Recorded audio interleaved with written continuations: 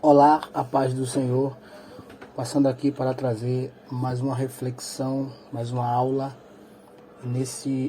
Nessa aula de áudio eu quero trazer o tema exemplos de interpretação do texto, visto que na aula passada eu abordei regras de interpretação, mostrei três regrinhas básicas para interpretar o texto, mostrei a regra do contexto, mostrei a regra da gramática, mostrei a regra da cultura e agora eu vou dar alguns exemplos de textos que é interpretado de forma equivocada por não usar tanto a regra do contexto quanto a regra da gramática quanto a regra da cultura.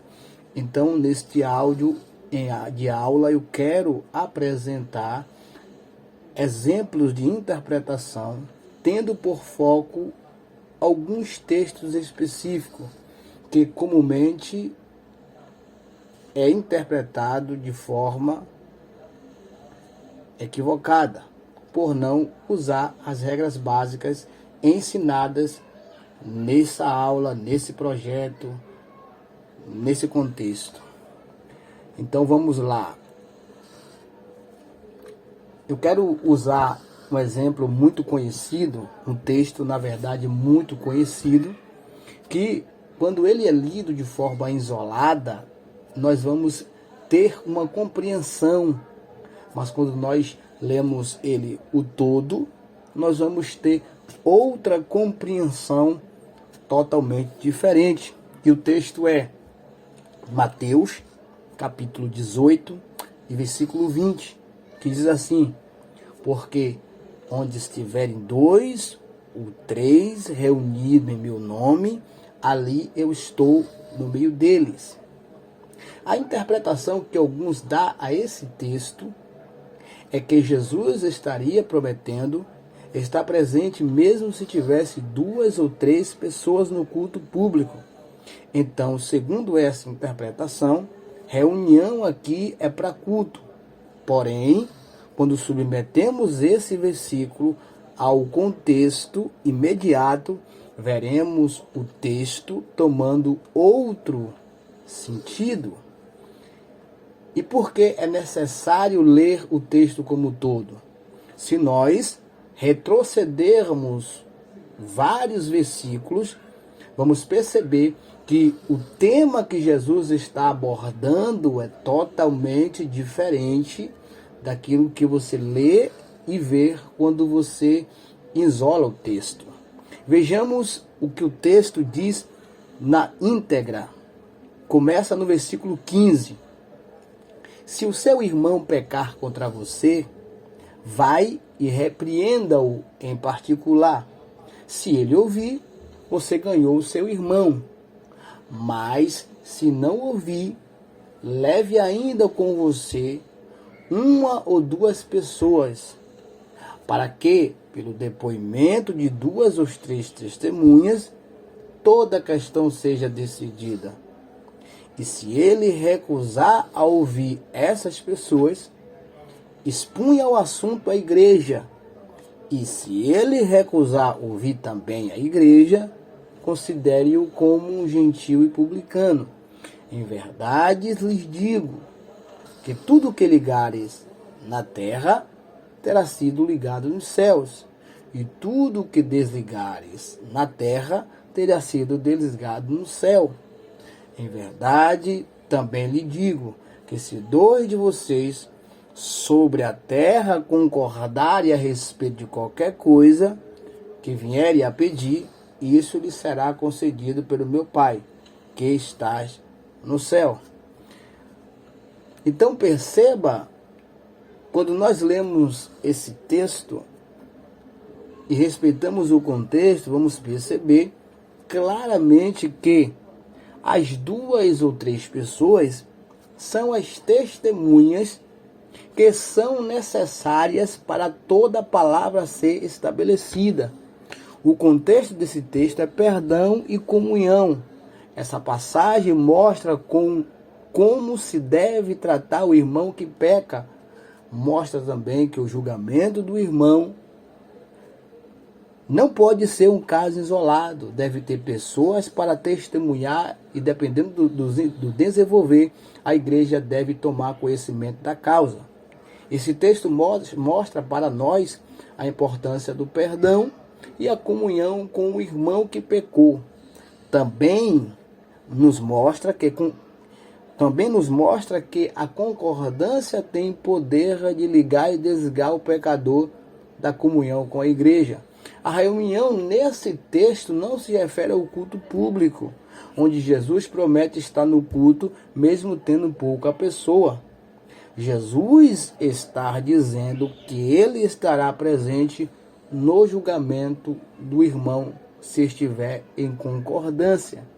Então perceba claramente que, quando você lê o texto como um todo, quando você analisa o contexto, você vai perceber com muita clareza que o texto está apontando para outra direção. Esse é o primeiro exemplo de texto sem contexto.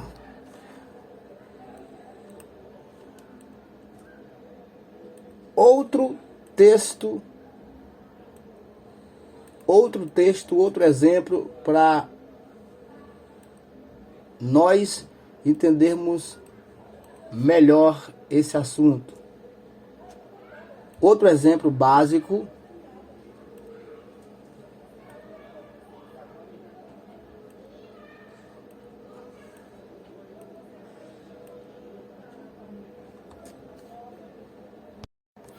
vejamos 1 Coríntios capítulo 2, versículo 9, que diz assim: mas como está escrito, nem olhos viram, nem ouvidos ouviram, nem jamais penetrou em coração humano o que Deus tem preparado para aqueles que amam.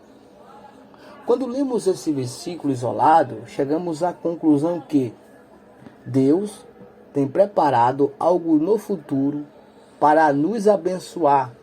Essa é a interpretação que alguns dão a esse texto. Porém, quando usamos a regra, vamos ver outra interpretação desse texto. Veja o que o versículo 10 diz. Deus, porém, revelou isso a nós por meio do Espírito, porque o Espírito sonda todas as coisas, até mesmo as profundezas de Deus. 1 Coríntios capítulo 2, versículo 10. Perceba que o verbo revelar está no pretérito perfeito. Revelou. Significa dizer que a ação foi realizada no passado de forma completa. Então aquilo que Deus está preparado, já foi revelado pelo Espírito. Então, o que seria o que Deus revelou pelo Espírito? Descobrimos quando lemos o texto como um todo, principalmente os versículos 4 a 8. Vamos perceber claramente que o que Deus tem preparado para aqueles que amam estava oculto, mas foi revelado pelo Espírito, que é a sabedoria divina por meio da pessoa de nosso Senhor e Salvador Jesus Cristo. Então perceba que quando nós não analisamos o contexto, quando nós não analisamos o contexto que vem antes, o contexto que vem depois, nós vamos dar uma outra interpretação ao texto bíblico. Vamos para o terceiro exemplo de interpretação, nesse contexto. Apocalipse capítulo 21, versículo 8. Que diz assim: mas quanto aos tímidos, e aos incrédulos, e aos abomináveis, e aos homicidas, e aos que se prostituem, e aos feiticeiros, e aos idólatras, e a todos os mentirosos, a sua parte será no lago que arde com fogo e enxofre, o que é a segunda morte. Quando lemos esse versículo isolado, logo aplicamos às pessoas que têm vergonha ou aquelas pessoas que têm problema com oportunidade na igreja. Pessoas que não querem falar em público. E nós afirmamos que tais pessoas não herdarão o reino de Deus. Isso por causa da sua timidez. Porém, não é nesse sentido que o escritor está usando a palavra tímido.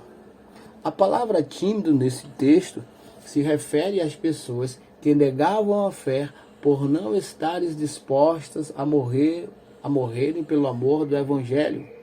Por isso, essas pessoas não têm direito de entrar no céu. Elas tinham um medo extremo de perder as suas vidas. Preferiram abandonar a fé. Portanto, esta palavra não se refere às pessoas que têm vergonha do público ou dificuldade com a oportunidade na igreja. A palavra expressa uma ideia totalmente diferente da que muitos apresentam.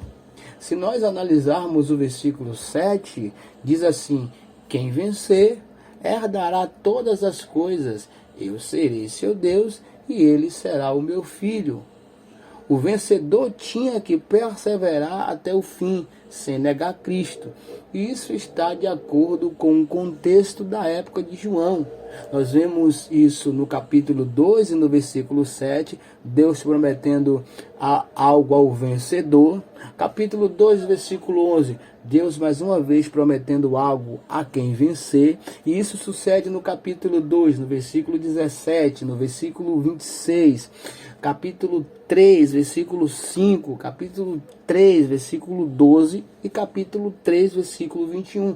São as promessas às 7 igrejas para aqueles que vencer e perseverar até o fim.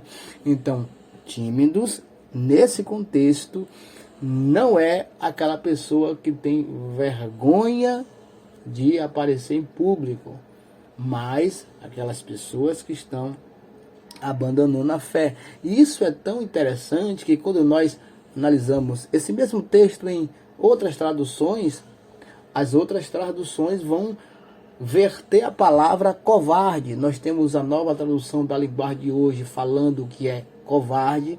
Nós temos a NVI falando que é covarde. E temos a Almeida Revista e Atualizada mostrando covarde. Observe que algumas traduções traduzem covardes. Isso acontece porque os tradutores entenderam que a palavra covarde reproduz com mais precisão o sentido da palavra grega que foi traduzida a palavra tímido. Então, tímido nesse contexto de Apocalipse não é a pessoa que tem vergonha, não é a pessoa que tem dificuldade com o público, mas é aquela pessoa que abandona a fé, que volta atrás, que retrocede. Então, essas pessoas, Deus não se agrada, porque Ele quer que nós perseveremos até o fim para recebermos a coroa. Então, vemos aí exemplos de interpretação, nós vemos aí exemplos de textos que não foram interpretados de forma incorreta, por não levar em conta as regras básicas de interpretação. Vejamos um exemplo de interpretação no aspecto da cultura. Daniel 9, versículo 2 e 3, vai se referir ao conceito e a ideia de vestido de pano de saco e assentado a cinza, ou seja, uma expressão que está lá em Daniel capítulo 9, versículo 2 e 3. Esse texto de Daniel muitas das vezes é mal compreendido por alguns, especialmente na expressão vestido de pano de saco e sentado na cinza. Muitos, por não levar em conta o fator cultural desse texto, acabam pensando que a prática de vestir de pano de saco é uma doutrina para a igreja hoje. Porém, quando nós analisamos o texto dentro do contexto cultural, percebemos que era uma prática restrita àquelas pessoas e não é uma ordenança para os nossos dias. Essa prática cultural da época expressava arrependimento, tristeza, humildade, humilhação e lamentação. Dentro daquele contexto cultural, eles queriam expressar de forma externa aquilo que estava no seu interior. Então, a ideia ali é uma expressão cultural, algo que está totalmente limitado àquela cultura. O conceito de cinzas nessa época poderia significar várias coisas. Sentar nas cinzas significaria várias coisas. Fragilidade humana, Gênesis capítulo 2, versículo 27. Humilhação, Jonas capítulo 3, versículo 6. Lamento e luto, Ezequiel 27, 30. Destruição, Ezequiel 28, 18. E juízo, Malaquias capítulo 4, versículo 3. São os significados e sentido da expressão sentar na cinza, porque é uma expressão cultural da época. Devemos fazer uma distinção entre doutrina e costume. A doutrina é universal, o costume é local. Nestes versículos temos costume e temos doutrina. Aonde está a doutrina e onde está o costume nesse texto? A oração e o jejum é uma doutrina, e esse é um princípio universal. Porém, a expressão vestir-se de pano de saco e sentar-se na cinza é um costume da época e é local. Então perceba que quando nós não interpretamos o texto de forma correta, vamos dar uma outra interpretação. E muitas das vezes vamos viver algo no Antigo Testamento que pode ser um fator cultural e não é uma ordenância. Por quê? Porque nós não estamos interpretando o texto de forma correta. Não estamos interpretando o texto de forma certa, por não levar em conta as regrinhas básicas para se interpretar o texto. Então eu concluo essa primeira parte de exemplos dizendo: alguns exemplos de interpretação, tendo por foco textos que foram mal compreendidos por alguns, por não levar em conta as regras de interpretação, fica visível que a falta do uso dos princípios de interpretação vai levar a pessoa a uma distância grande em relação ao sentido pretendido pelo autor. Até aqui eu quero encerrar com essa primeira parte de exemplo de interpretação e vou retornar falando depois de tipologia bíblica.